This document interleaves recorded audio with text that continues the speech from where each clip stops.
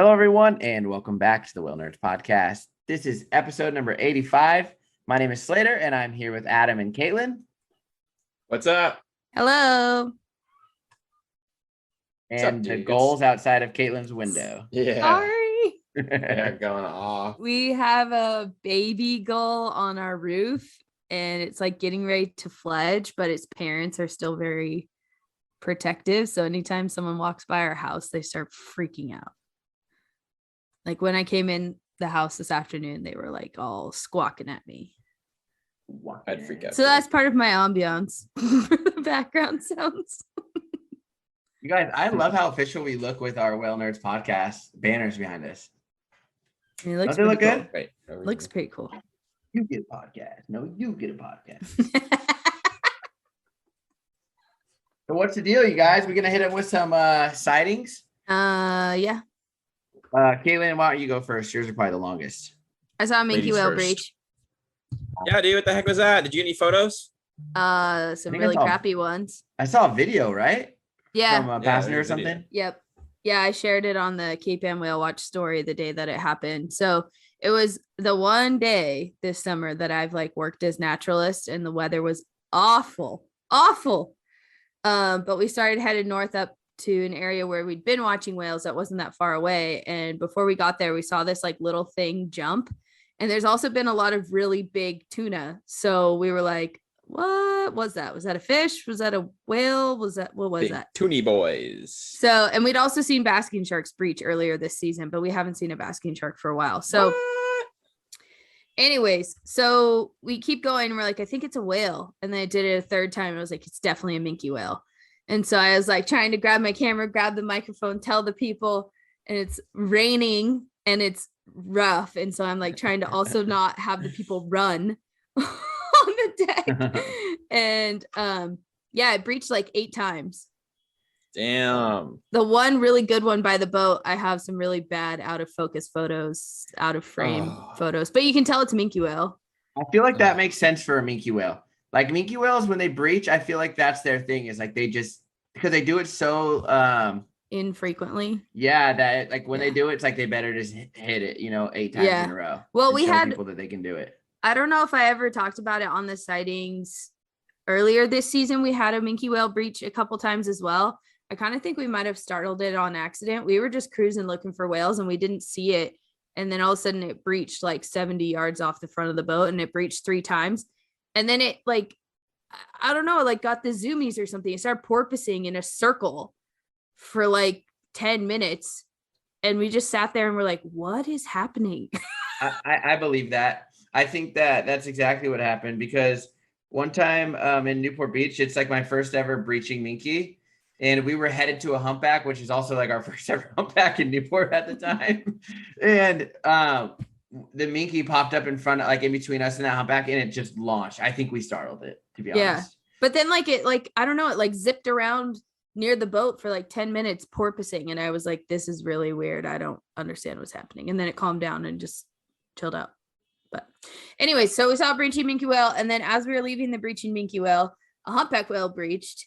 And then 2 fin whales popped up. So overall, even though it was crappy weather, it was a pretty good trip. Did the fin whales breach? No, the fin whales are just cruising. And you're not even that cool. I know, that's what's next on my list, seeing a fin whale dude. breach. Uh, But yeah, other than that, we've seen a few. We had 2 sightings, I think, of Atlantic white-sided dolphins and lots of humpback whales. it does kind of, you were kind of seeing them a lot though, right? The Atlantic whitesides In the just spring, kind of slowed yeah. off, Yeah, slowed down. that's normal. In the spring, they're around a lot, and then in the summer, they're not so common. Have you That's a gone and done any bummer. shore-based whale watching and seen some of the right whales, or no? They're all past us now up in Canada. Oh, okay, They're up in like the Gulf of St. Lawrence and stuff. they're gone. So, but yeah, mostly just humpbacks for us. But it's been good. Nice. And what about you, Adam? I know you had a crazy breacher day. Had a crazy beach day. Whoa, dude, did your goal turn into a car? What's going on out there? Sorry, I'll just put it on mute. There's a car rolling down the street with the car alarm going. I don't know how that even happened. Maybe someone stole it because somehow started it. So Adam, Yeah, you've had some breachers and some good stuff. What's going on over there in the it's Santa been Barbara good. land? Yeah, we've had humpbacks. I think we're going on 5 months straight now with humpback sightings. We started in March, and I don't think we missed a single day. Or maybe we missed one day, but I think it was pretty crappy weather, so we really couldn't see that far or go out that far. But yeah, it's been really good humpbacks. We had a crazy breacher the other day. He literally, like, he would do the thing where it was like you'd see him breaching at a distance, and he would breach, and then he would come back up, peck slap for like a minute or two, tail fluke down, breach again, peck slap, tail fluke. So like it was very cyclical, and it was patterned. So that was pretty cool. It's always so interesting to me when you get a whale like that, like how people think it's like an everyday thing and how quickly they get over it. And like the whale breached like 3 times and people were inside ordering cheeseburgers, and I'm like, get out, go watch this whale, it's going bonkers. You should have just Like, run away from the galley and been like, come with me. I literally had to. I had to shut it down and be like, no, you guys are gonna watch this whale because this is awesome. But he was a good whale. We've also had a whale that everybody in Southern California is obsessed with called Snowflake. And every time I've seen Snowflake, he has done absolutely nothing, and he's just swam, which is cool. That's what whales do, whales being whales. But like the past 4 days or 3 days, he's just been like breaching, tail throwing, feeding. He was lunge feeding the other day. He's just been going off. So that's pretty cool, and it's good to see whales that you recognize. But yeah, just a bunch of humpbacks, so super stoked on that. Although the weather's pretty bad the past couple of days, and will continue to do so till Sunday, so that's not fun. But I saw a whale do a kind of a cool surface maneuver. What? It's a humpback whale named Spoon. She was upside down, so she's on her back and she's tail slapping, but then she put both her pec fins up out of the water while she was tail slapping. It's like straight up, like vertical out of the water. It was so weird. That'd be the coolest, cool like shot. Low angle shot, like pec fins and tail. Like, yeah, it was so weird. I live streamed on Cape Ann Whale Watch's Instagram. I don't know if she was still doing it by the time I went live, but I did take a cell phone video of it. I'll have to send it to you guys. But yeah, it was like nutty. I think I have it right here, but yeah, that was a new one. I was like, I've never seen a whale move like that before, but she had both pec fins sticking up out of the water, and then her tail was like also way high. Yeah, I mean, she's also huge, so like there's a lot of tail to put out of the water, but it's incredible how maneuverable they are. It really is. Humpbacks are just incredible. Also I want to say one more thing. If you guys want to do an 8-hour whale watch in Santa Barbara through ACS, you can do that and come hang out with me August 14th. Nice. What chapter is that? ACS LA. Every year for whatever 20 years they've done that 8-hour whale watch, except for last year because COVID. Yeah. So yeah, if you guys want to do that, you can come out. Caitlin, when you zoom into that video, isn't that crazy looking? And a tail up. That's crazy. That's so cool. Dude, what the heck? That would be such a cool shot. And he has white pec fins. Yeah. Yeah, she has bright white pec fins. She's arguably the biggest humpback whale in the world. She's over 60 feet long. How do you know that? There's actually 2 ways that it's been measured. One, she drone was sleeping. photogrammetry. Yeah, one, get this. She was sleeping at the surface, so laid out so nicely and not moving that some researchers literally took a tape measure and measured her while she was laying in the water. And then they confirmed their measurement with a drone, and she's like somewhere between 62 and 64 feet long. Can I tell you something? Wow, I thought the biggest ever recorded was 63, wasn't it? Yeah, she's huge, dude. When you see her flipper, it's over 20 feet long. It's like a windmill turbine blade. It's nuts. Oh my gosh. You guys, my boat is 20.4 feet. Her so flipper is as long as her fluke. You're telling me this whale is 3 times my boat. Yeah, her flipper and her fluke are both the same length as your boat. That pec fin that was under my boat the other day was easily like on one side of my boat, and then the whale was on the other. Yeah. What? So you just think you have bigger whales than us over here? Huh? Is that it? Caitlin does. She is the biggest. Dude, I've seen one big whale. We have a whale that we know pretty well, Scarlet. I'm sure some of you guys know her, and she's like a big mama. Like she's whatever, like 30 years old. And we've kept track of her, throughout the years. And one time we caught her hanging out with these two other humpbacks, and these other humpbacks were like way bigger than her. So it was like, holy crap! Like what? who I think it's gonna be close to that size when she's a very old lady? Fran. Yeah, I was gonna say Fran's fluke. Because she's only like 15 and she's huge. Have you seen Fran, Adam? I haven't. The day that we had She the was around, humpback whales not too breach far away. because of the earthquake, Yeah. her and that other whale that are breaching in our photos, she's half that whale's age. That's a male that was like just under 30, and she's 14 in that photo, and she's like twice his size. That's crazy. Oh, whales are so ridiculous. Yeah. Yeah. So anyway, Slater, you had a great time on the water. No, it's been pretty bad. I'm actually recommending. Shut up. Going down. I was just trying to look back in my first like lunch feeding day. I think it started on like the 10th. So I don't know if we was there for sorry, it, not, wasn't no, it? not the, I'm sorry, the 18th, which Yeah, I was was like there for Sunday. It started. Then I think it's yeah. That was the day we had. What day did you come, Adam? On a Friday. I don't even know what day it is today, so don't ask me. You came last Friday, I think. Sure. So like a Sounds week good. ago. Yeah, so it started like about 5 days before Adam came. It was my first lunch feeding video was on a Sunday. Anyways, but we've had lunch feeding pretty much for like 11 days straight now.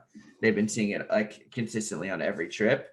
Yeah, so I've been having lots of lunch feeding humpbacks. Some of them 2 or 3 or 4 whales at a time. Some are mom and babies. There's been lots of mom and calf pairs around, kind of all over the bay. Like I know they've had some in Monterey, and at the same time that we've had some up in like SoCal area or the Pajaro or even right near Moss Landing. There's been this super little, it's like not famous, but there's been a really active calf that has made quite a name in the Monterey Bay right now. All the captains keep talking about him every day. Well, it's not a him anymore. We just found out that it's a girl. They were calling him Fluke Skywalker, but it is now Lady Skywalker, I guess, because the calf flukes every time. So the calf is shows really well, and it also has breached like almost every time it's been seen. So yeah, it's just humpback city right now. And there's also been a lot of blue whales. I saw 2 blue whales, a mom and calf yesterday. There's been blue whales, I think, seen almost every day for the last like 8 or 9 days as well. So have that blue whale mom calf pair been hanging out? I don't know. You know, Is it the same one we saw? I don't know, because the one that we saw. Okay, so the thing is I flew my drone like a week ago over a mom and baby, but they like never came up at the same time, which was weird. And they were like, it was definitely one was a lot smaller than the other, but like I don't even know if one of them was a cow calf. It was just like they thought it was, but no one ever got them side by side. Yeah. Which I feel like if it was a mom and calf, eventually out of one of the sequences, they would have kind of been next to each other. Mm-hmm. You know, they were circling in the same area and coming up just a few minutes apart, but I don't know. But yeah, for sure. Yesterday we had a mom and calf. I'm not sure if they were the same one that Adam and I saw a few weeks back, but there's been a lot. I know they saw some up above SoCal. One of them had some sort of like, they think some sort of like half moon shaped bite out of the side. They don't know what it's from. It wasn't like on the side of the body or on the fluke? Somewhere on the side of the body. I don't know exactly where. I just heard them talking about it over the radio. But it sounded like they don't think it was a cookie cutter shark because it wasn't like a circle. It was like a weird shape. I don't know. But I don't know what it could have been.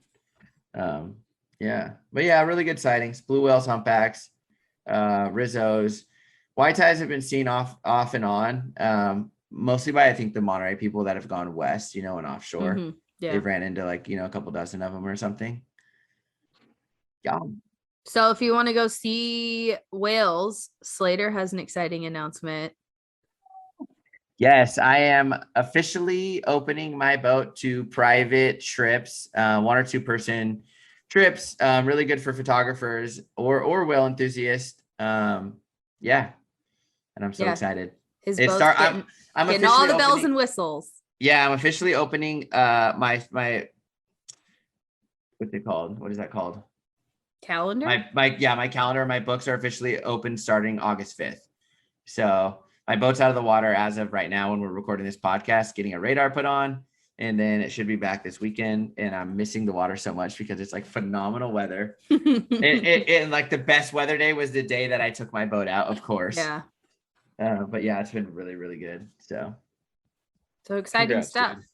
Pretty And awesome. then if you want to go whale watching with all three of us. yes, this is real exciting.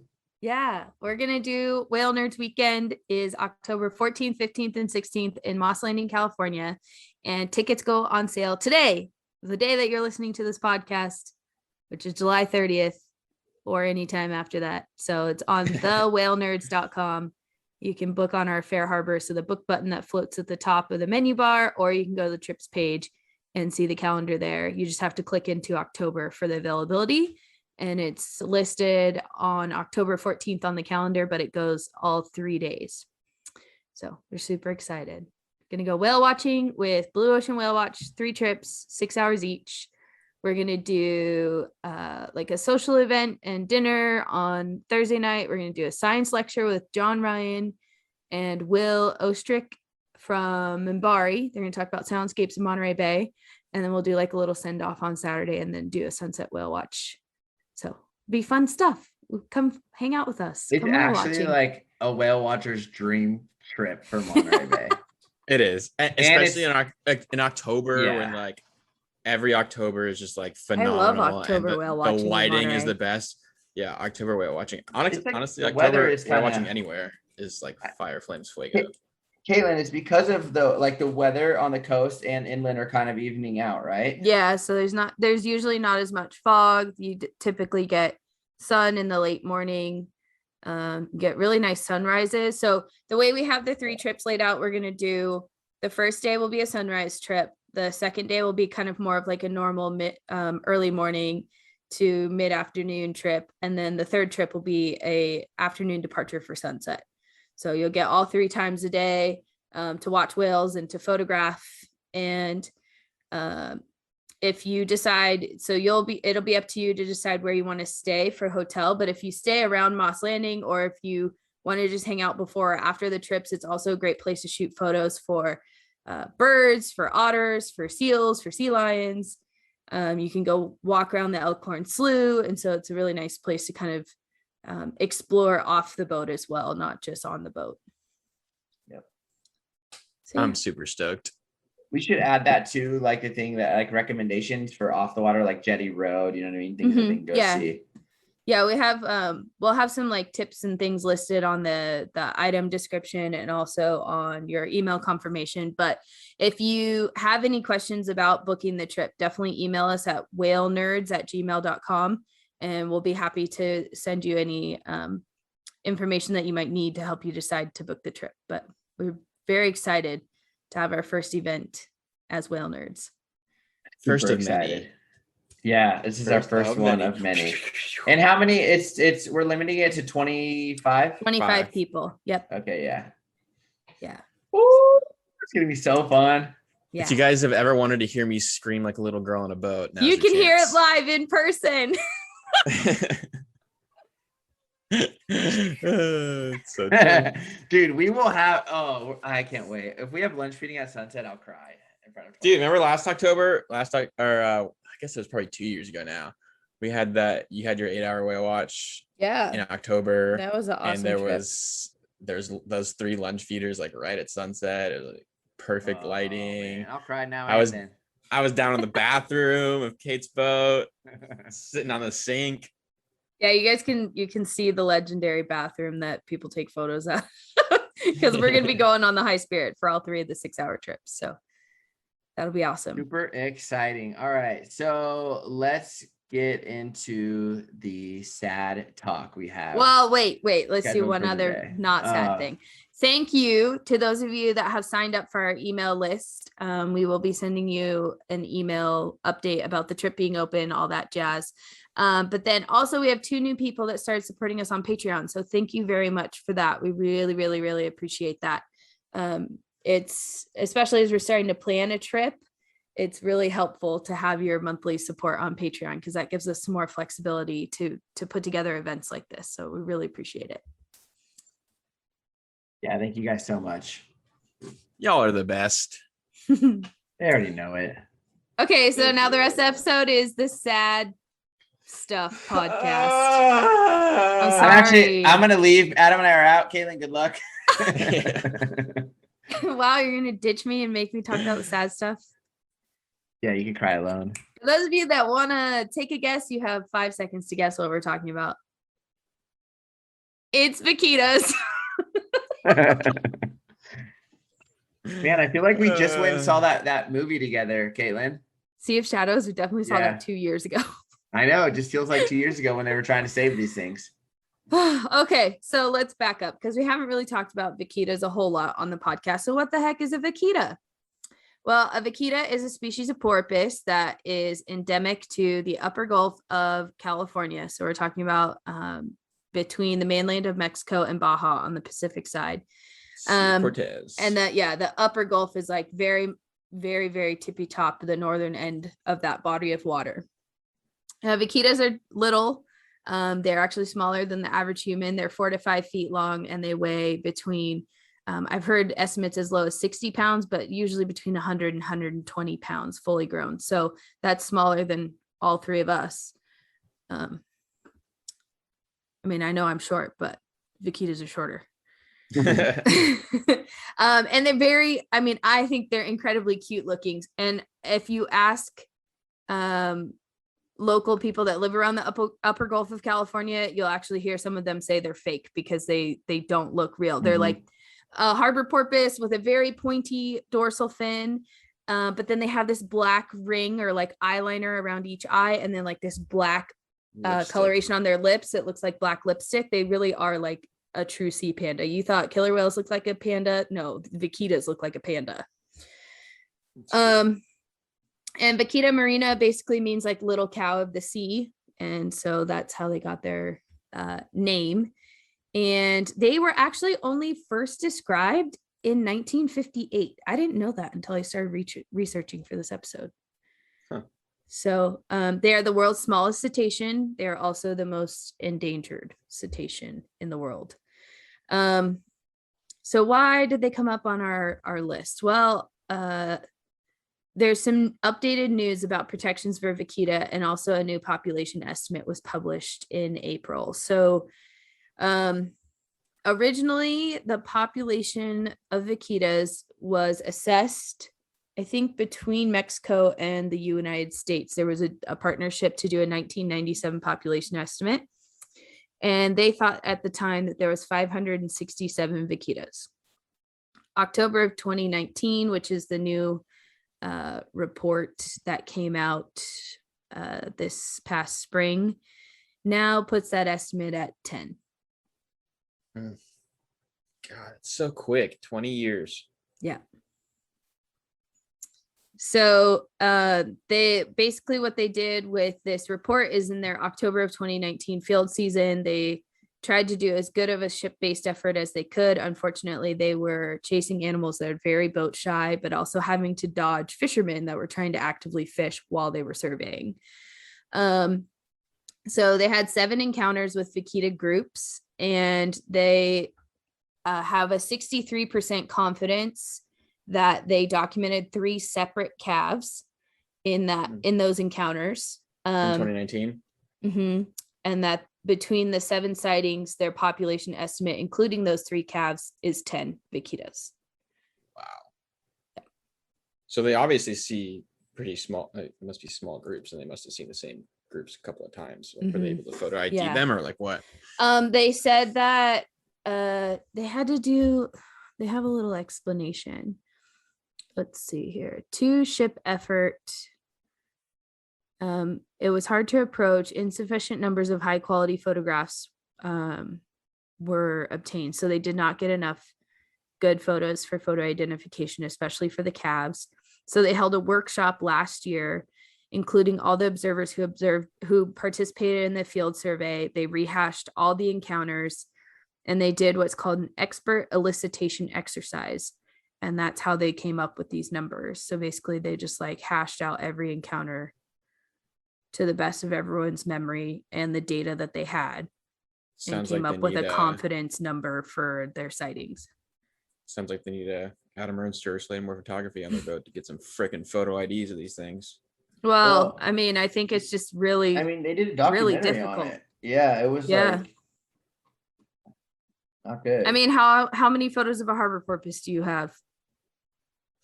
I know. One getting flung in the air by a killer whale. Exactly. That's what. And these are even harder than harbor porpoise to photograph. And I saw harbor porpoise the other night, and it's funny because every time I see harbor porpoise, yours like, this is the best I've ever seen it. Because like you never see them, you know. It always feels like it's the best. Yep. Okay, so how did we get here? How did we end up in this dire situation of only 10 vaquitas? Stupidity. Yeah, but also I would say greed. Yeah, greed, negligence. Yeah. And a lot of it has to do with fisheries, but some of it also just has to do with the Gulf of California ecosystem as a whole, which very much the United States has a big hand in. A big role, absolutely. So the main, like, most dramatic reason for the decline of the vaquita is they are bycatch in gillnet fisheries. And the two main targets of those gillnet fisheries are a very endangered species of fish called a totoaba, and then also for shrimp. So if you do buy shrimp, it's one thing to think about is how is that caught? Is it caught by gill nets? Is it caught by something that has exclusion devices on it? Is it caught in some other method? Because it may not be very eco-friendly if it's caught with gill nets. And shrimp for the most part is pretty. It's not very. It's not very sustainable. No, and it's not very just the way to humanitarian friendly either. No, it's not. So there are some issues with shrimp fisheries in the South Pacific and human rights violations. And so do your research if you're going to eat shrimp. Shrimp especially. Farms. Yeah. So gill nets is a big threat for these little vaquitas. And the totoaba is like a whole nother element that makes it very high stakes. So totoaba they're technically the largest species in the drum family. And they are a fairly long-lived fish. They live 15 years and they don't start reproducing till they're 6 or 7 years old. They can be aquacultured, but they also live in the same area as the vaquita, and they have a very high dollar value. Their swim bladder has a very high dollar value in foreign markets, so especially in China. And so now the cartels have kind of caught on to this high dollar item and have kind of influenced the fishing industry to continue to fish for these very endangered fish with methods that then also endanger vaquitas. So it's a really complicated issue. Isn't it like worth more in weight than like cocaine or like gold or something? Like the swim bladder of the totoaba is just super. I don't have like a really good dollar value number on hand right now. It says like about 200 fish bladders could be sold for 3.6 million at 2013 market price. It's insane. I don't know how big those bladders are, if there's a grading system. I don't know any of that, but like that's a lot of money. That's a lot of money. Yeah. So the Gulf of California in part is influenced by the Colorado River. So this is a US to Mexico interface type issue. And the Colorado River over the last several decades has had less and less and less freshwater input as we've diverted a lot of the water to the Hoover and Glen dams and to our agriculture. And so this issues cross borders. I mean, the water doesn't know that there's a country line.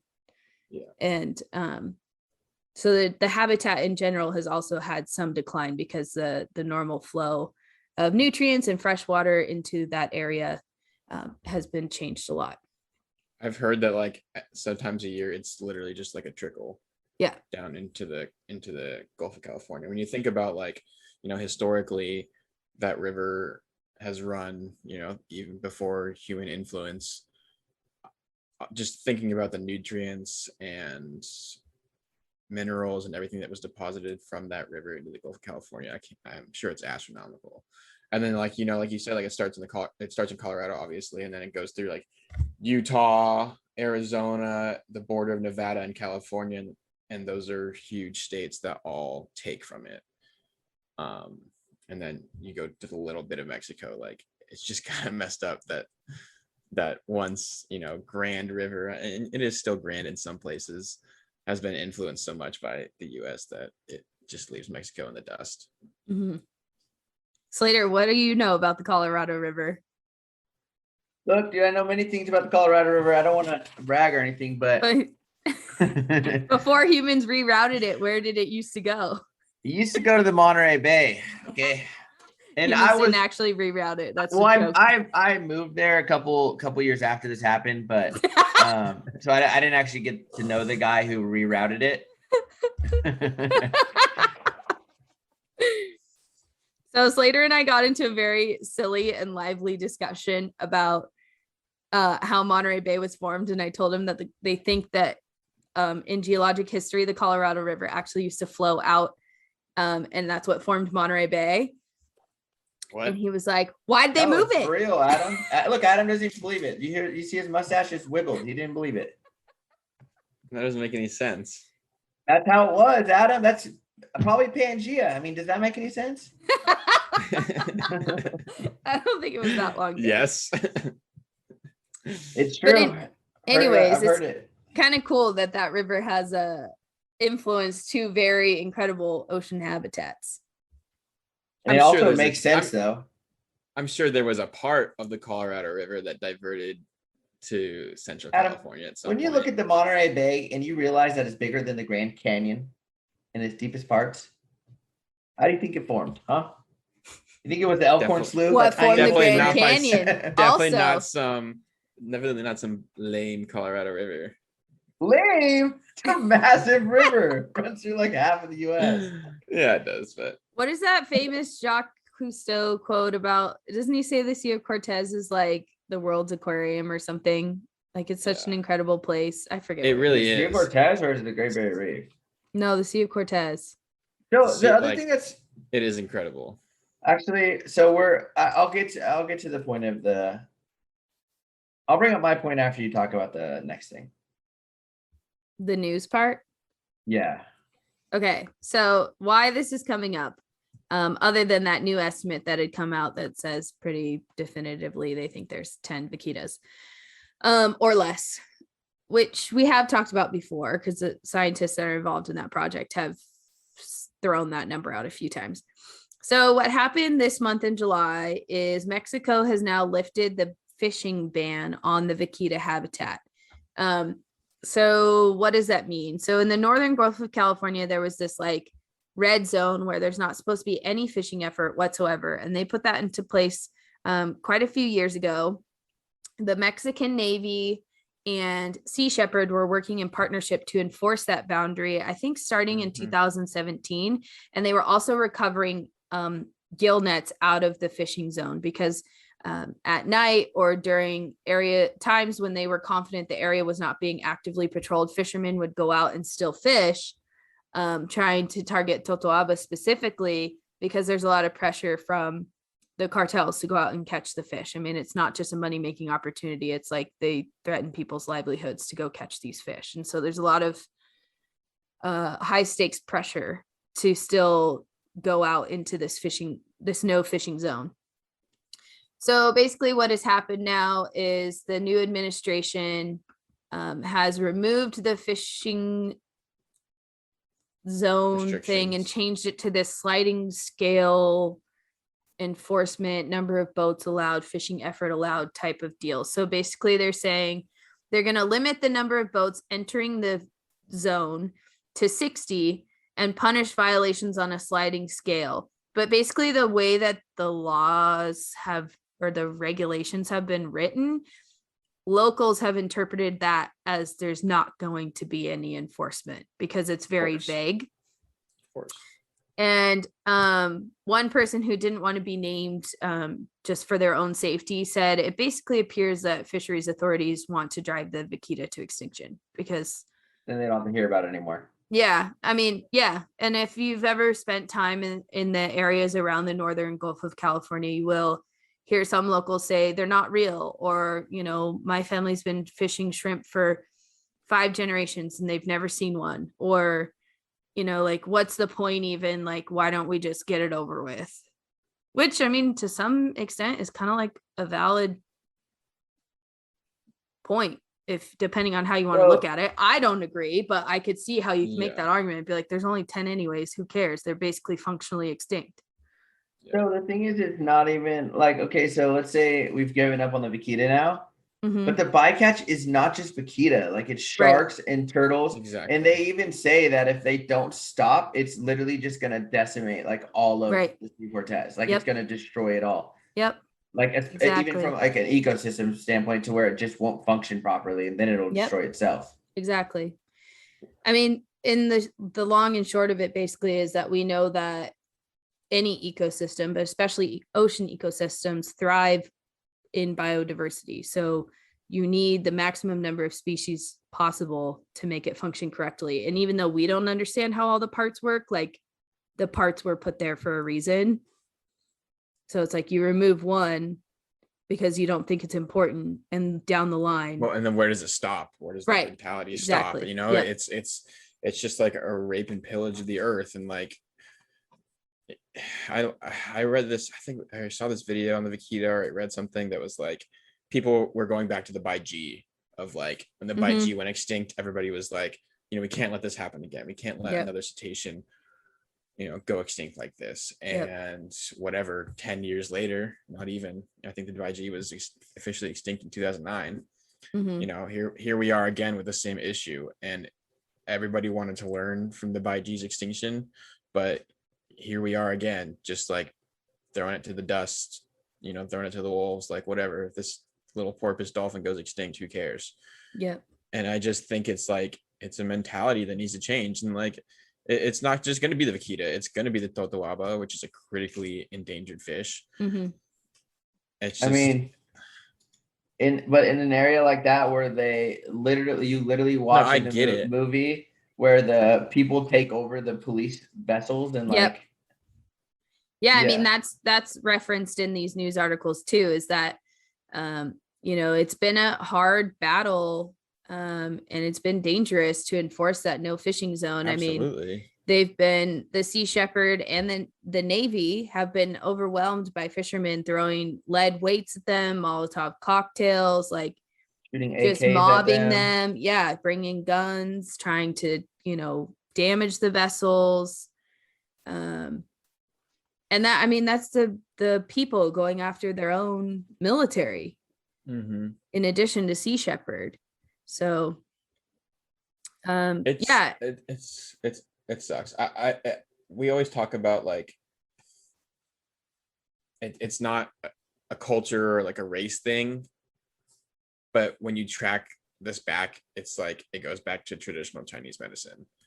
And it's a very elite portion of the Chinese population that this is supporting. This is not your average person walking the streets of China somewhere that is buying totoaba bladders. Like, and we've talked about this in the past, just about like, you know, we totally respect culture and different people's culture around the world and stuff, but I think it does come to a point where it's like, how far can you push the culture card of like, and it's not even China. It's any culture. It could be anything. It's like, okay, we're going to continue to destroy the planet because tradition says that this swim bladder holds some value, or this tiger claw or whatever it is holds some value, or our family's been doing this for thousands of years and we're going to continue to do it because it's tradition. Like I understand the point of view there, but at the same time, I can't get behind it, because when you look at the bigger picture, it's like modern humans shouldn't be doing this. Like that shouldn't have its place in today's world. And maybe it has its place, but we can't have that big of a price tag.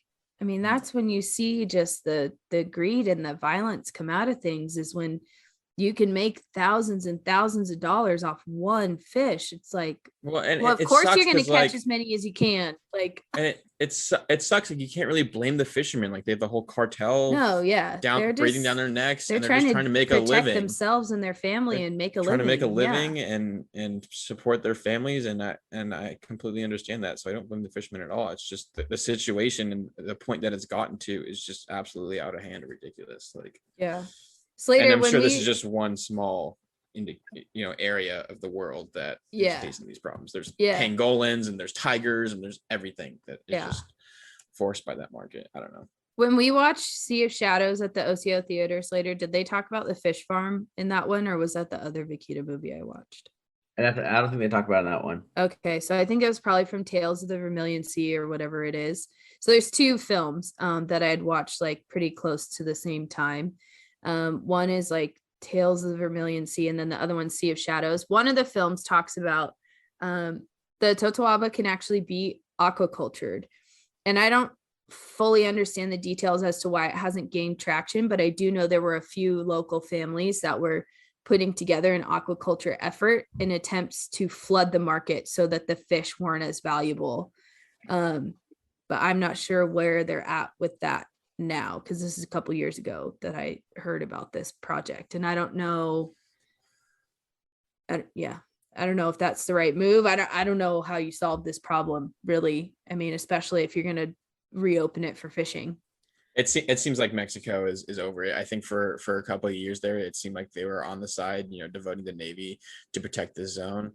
But I mean, after that, they're just doing the vaquita at this point. I mean, I think as a politician, it's hard to continue to deny a lucrative fishing industry access to part of the ocean when you're not seeing major results on the vaquita front. You know what I mean? Like, they've been hovering at this 10, or less number for many years, which in some regards is like cause for hope, right? Like, there's still 10. They're still alive. Exactly. But at the same time, for a politician who doesn't understand how the conservation process works in so much detail as a scientist does, I could see how you'd be like, well, if we're just playing the numbers game, like, this is a waste of my country's money and resources. Absolutely. I can completely see that. I just think there needs to be a worldwide change of mind. Like we view the world in a certain way of resources, of everything's indefinite, of money, of stature, whatever it is. Like, and there needs to be a shift to a more holistic point of it. Like, when we view the vaquita going extinct, because it's gonna fucking happen, as just another Baiji, or just it was bound to happen, this, who cares about this little porpoise, like, that mentality is gonna get us nowhere. Mm-hmm. But like you said, like, these ecosystems work off of biodiversity, and the sooner we realize that, not even just in the Sea of Cortez and the northern Sea of Cortez, as a whole planet, and realize our role in that, like, that's when we'll start to change, and we build a future around sustainability, and we build a future around fish farms. If you need to do a fish to have an aquaculture farm for totoaba, that should be the first indication of, hey, if these people want this demand for this fish, then they should get it, but it should be aquacultured. You shouldn't be taking it from the wild where it's pillaging the entire ecosystem. And so I just really think, and it starts in the US here, I think a lot of other countries look up to us as the free world, or at least they used to. I mean, things are kind of changing now, but I think it really starts in the US, about us leading that front. And I think, us all living in California, that's kind of the birthplace of all those movements, at least in my opinion. I don't know. It's frustrating. We have a perfect story right in front of us that's not too far north of us in the Pacific Northwest that we still have, well, hopefully still have a good chance of saving these feather resident killer whales. Yep. And we still can't even open up the dams. Like, we literally just open up the dams and we'll save the salmon. That saves the killer whales. And we can't, like, it's And we literally can't even do pretty that. close to as simple as that. I'm pretty Yeah. sure. Well, that's a great Besides, point, you know, Slater. the fish farms, you know, shutting those down or moving them or whatever they can do to not have it Yeah. pouring into the Yeah. Pacific And Northwest in water or whatever. BC in Canada, they're starting to get rid of the fishnet pens and stuff. So that's signs of progress. But yeah, I mean, it's the same thing. It's like southern resident killer whales. That's the next one on the list to go if we don't act now. I mean, are we going to watch vaquitas go extinct and then do the same thing to those killer whales? Like, what's it going to take? I mean, we're talking about, I don't know. The baiji, people didn't really know what it was. Arguably not a very cute animal, but vaquitas and killer whales are, vaquitas so cute. Killer How whales could you let that go extinct? And killer whales are such an enigmatic species and such a regal thing that, and especially in U.S. culture, we hold to such value.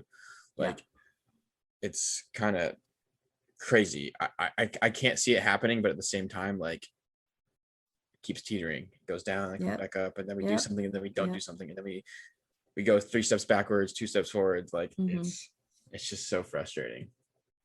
So what I would say is, if you feel like what can I do in regards to the vaquita, I think keep talking about them, but also be an informed consumer about where your seafood products come from, especially if they're coming from the Gulf of California. How is it caught?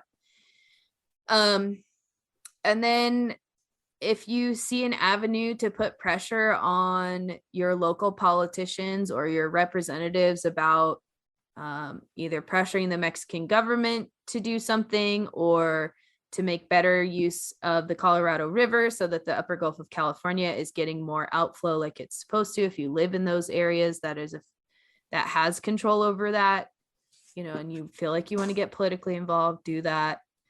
But yeah, be an informed consumer for sure, so that we're not continuing to perpetuate a system that's not just endangering vaquitas, but all kinds of animals.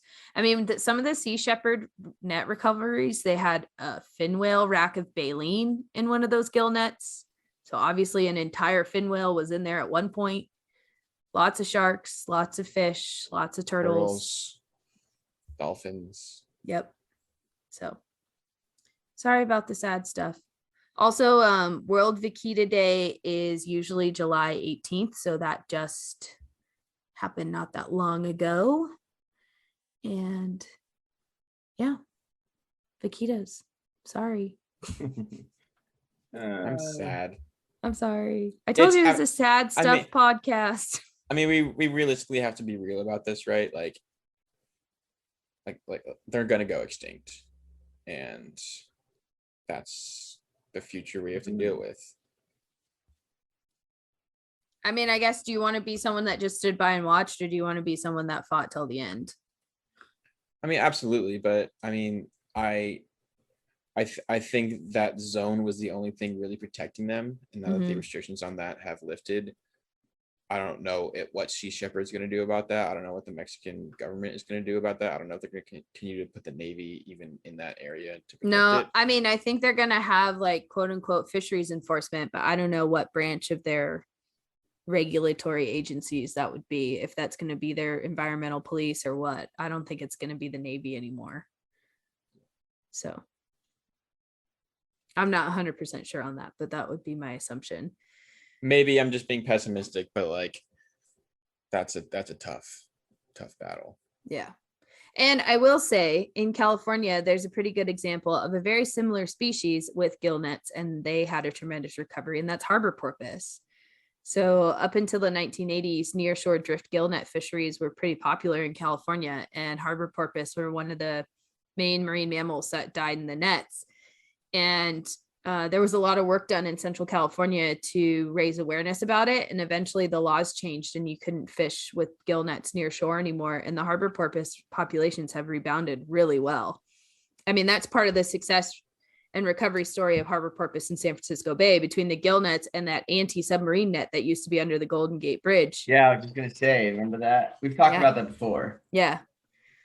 So it does work. It may take a long time, but it does work. But even like when you look at a genetic population rebounding from 10 individuals, like, I mean, yeah, we may be talking functionally extinct already, but there's 3 calves. Yeah, but Well, how genetically when's the last diverse are time those they did calves a- from each other? That was in Like, 2019. Yeah, 2021. I mean,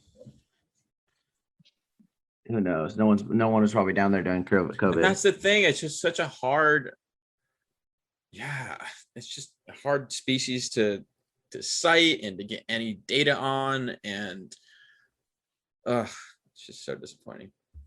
The other thing you could do is find organizations that you think are doing a good job, or individuals like the artist Memuko does a lot of species awareness. You could support his work. There's an organization in Puerto Penasco called CEDO, CEDO.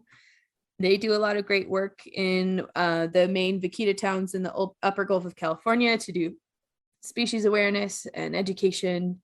There's other organizations too that you could look up and support as well. American Cetacean Society, most chapters have like a vaquita fund, at least they used to. I know Monterey Bay chapter did, where we would specifically buy education materials to educate people about vaquitas at the events that we did. So if you want to make a donation to something like that and explicitly say this is for your vaquita efforts or whatever, you definitely can do that as well. So, yeah. Indeed. So that's all the sad stuff I have today. I But didn't put any happy stuff. you know what's happy? Our stuff. You guys can come Yeah. whale watching with us in October, and it's gonna be freaking incredible. Yeah. Yeah. Smile at him right now. It'll be awesome. Oh, sorry. I feel like it was necessary though. We needed to talk about it for we sure. needed to give him a little airtime. Yeah, absolutely. Super cute animal. Super sad I situation. know. I wish we could have them in the Monterey Bay. I'd trade some of our heart porpoise for a couple days. Also, I think there is an episode called Sea of Shadows, maybe, that talks more about the Vaquita CPR effort that we recorded a few years ago. So if you want to hear more about that specific project, you can listen to that episode, because that's when it was fresh off of listening to Sea of Shadows or watching Sea of Shadows. And that was in large part about the Vaquita CPR effort. So that was like an attempt to live capture them and potentially breed them in captivity and then reintroduce them to the wild. Unfortunately, vaquitas are not good candidates for that. So that was a last-ditch effort that was tried, but it's not a good option. If you're wondering, oh, let's just breed them in captivity like the California condor. Nope, vaquitas aren't into it. So, okay, well, what's our secret whale of the week? Vaquita. Taquitos. Vaquita. Taquitos. Taquitos. Vaquita marina. It's Vaquita Marina. Vaquita Marina Taquito Alina. I don't know how you say the last word that Slater said, but sure. You know what? My computer screen. Thank you guys so much for listening to the podcast. If you're new here, make sure to follow us on Instagram or Facebook or YouTube. It is Whale Nerds. And thank you so much to all our Patreon subscribers. Honestly, you guys, that support means the world to us. Yeah. And it's helping us further so many projects that we have in the works. Yeah. And We're really fulfilling our Seasons- dreams. Yeah, California Seasons and these Whale Nerd trips are really just two of the ideas that we have. So More to thank come. you for helping us run with it. Yes. Thank you. Thank you you. guys. Also, You're the if best. you could take a minute to subscribe or rate the podcast wherever you listen to it, that would be helpful as well. We appreciate We got some it. reviews on there on Apple Podcasts. Somebody Thanks. They reviewed said us. something about Adam's whoever it was. mustache. No, Yeah, they they're like that thing is sick. They definitely did not say that. But anyways, thanks everyone. I Thanks. Bye. Bye.